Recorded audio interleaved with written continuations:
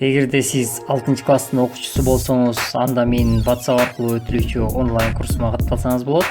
Ал үчүн менин WhatsApp номериме кайрылыңыздар. Менин WhatsApp номерим 0702 300 339.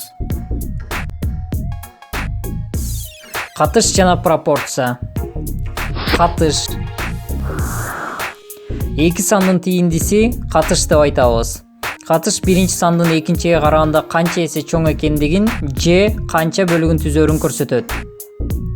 Эрежени түшүндүрүү үчүн бир канча маселе карап көрсөк. Жалпы жолдун узундугу 360 км. Жолдун 240 км жасалып бүткөн. Жолдун канча бөлүгү жасалып бүткөн? Жалпы жолдун узундугу жасалып бүткөн жолдун узундугунан канча эсе чоң? Биринчи маселени көз алдыбызга элестетсек. Жалпы бизде 360 км, анын 240 км жасалып бүткөн. Биринчи суроо. Жолдун канча бөлүгү жасалып бүткөн? Бөлүктү табуу үчүн ошол бөлүкчөнү жалпы узундукка бөлөбүз. Башкача айтканда 240-ты 360-ка бөлөбүз. Бул жакта 240 менен 360 120-га кыскарат. 240-ка 2ден 360-ка 3төн беребиз. Ошондо жасалган жол жалпы жолдун 3төн 2 бөлүгүн түзөт. Экинчи суроо. Жалпы жолдун узундугу жасалып бүткөн жолдун узундугунан канча эсе чоң? Канча эсе экендигин табуу үчүн жалпыны бөлүккө бөлөбүз. Башкача айтканда 360-ты 240-ка. Жанагыдай эле кыскарат. Ошондо 2дөн 3 болот. Же муну ондук бөлчөккө айландырсак 1,5 чыгат. Башкача айтканда жалпы жолдун узундугу жасалган жолдун узундугунан 1,5 эсе чоң. Дагы бир мисал карап көрсөк. Станоктун массасы 9,6 центнер, ал эми электромотордуку 36 кг. Электромотордун станокко болгон катышын тапкыла. Алгач центнерди килограммга айландырып алабыз. 9,6 центнер барабар болот 960 кг. Эми катыш түзөбүз. Суроодо электромотордун станокко болгон катышын тапкыла деп жатат. Ошондуктан электромотордун массасын станоктун массасына бөлөбүз. Башкача айтканда 36 бөлүнгөн 960. 2 тең 12-ге кыскарат. 36-га 3төн 960-ка 80ден беребиз. Ошондо жообу 80ден 3.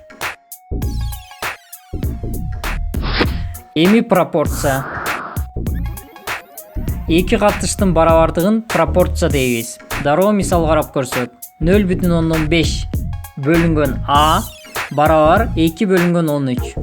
Төмөнкү катыштан Аны тапкыла. Эсепти жеңил чыгаруу үчүн пропорцияны бөлчөк түрүнө келтирип алабыз. Ошондо 0,5 бөлүнгөн А барабар 2 бөлүнгөн 13. Бул жакта Аны табыш үчүн кайчылаш турган 2 белгилүү санды көбөйтүп, белгисиз сандын кайчылашында турган санга бөлөбүз. Эсиңиздерде болсун, белгисиз сандын кайчылашында турган санга дайыма бөлөбүз. Ошондо А барабар 0,5 көбөйтүлгөн 13 бөлүнгөн 2. Алымдагы сандарды көбөйтөбүз, 6,5 чыгат. Аны 2-ге бөлсөк 3,125. Жообу А барабар 3,125. Дагы бир мисал карап көрсөк. 35 литр сүттөн 6 литр каймак чыгат. 140 литр сүттөн канча литр каймак алынат? Бул маселени чыгаруу үчүн пропорция түзөбүз. 35 литр сүттөн 6 литр каймак алынат. Демек, 35 литр тире 6 литр. 140 литр сүттөн канча литр каймак алынат? 140 литр тире X болот. Себеби канча каймак алынары белгисиз.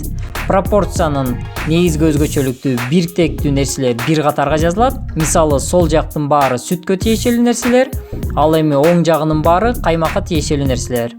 Эми мурунку мисалдардай эле чыгарабыз. Кайчылаш көбөйтөбүз жана белгисиздин кайчылашында турган санга бөлөбүз.